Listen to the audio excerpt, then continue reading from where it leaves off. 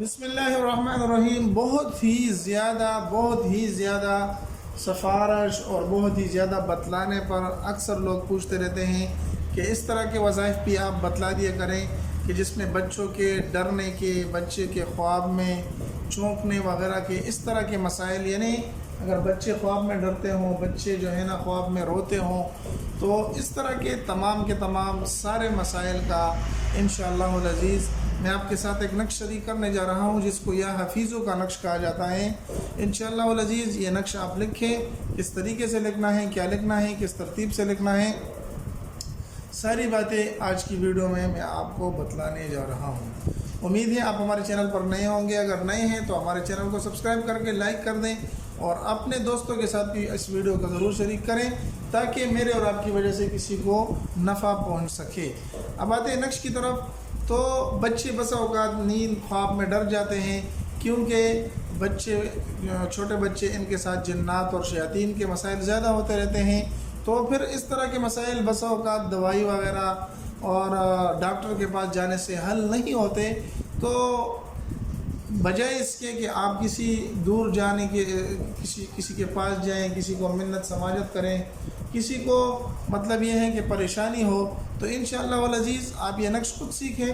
اگر آپ نے تھوڑا سا بھی تعلیم حاصل کیا ہے اور لکھنا پڑھنا جانتے ہیں تو یہ نقش سیکھ لیں، انشاءاللہ بچے کے گلے میں ڈالیں۔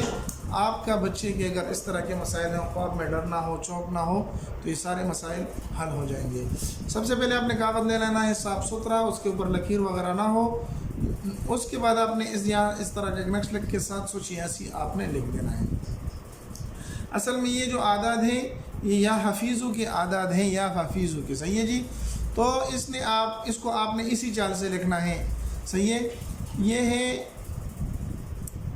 242 255 252 249 کو، ٹھیک ہے۔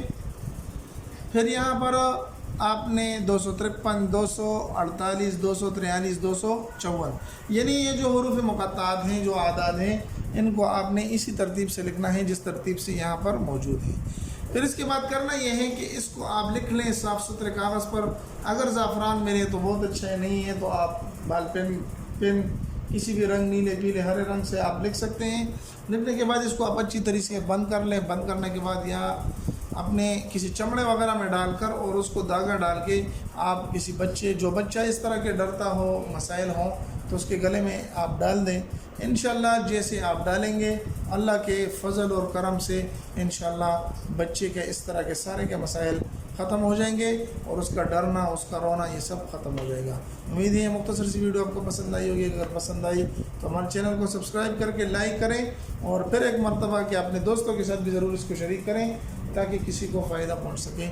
ملتے ایک نئی ویڈیو میں، تب تک السلام علیکم ورحمۃ اللہ وبرکاتہ۔